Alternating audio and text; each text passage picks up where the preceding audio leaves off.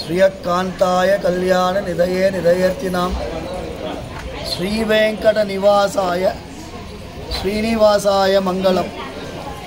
ఇవాళ చైత్రమాసం శుక్లపక్ష ఏకాదశి చిలుకూరు బ్రహ్మోత్సవాల్లో మొదటి రోజు.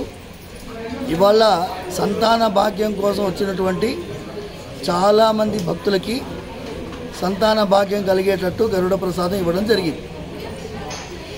అయితే మేము ఆశించిన దానికంటే 100 రెట్లు కాదు 1000 రెట్లు మంది భక్తులు రావడం వల్ల చాలామంది భక్తులు ప్రసాదం పొందారు.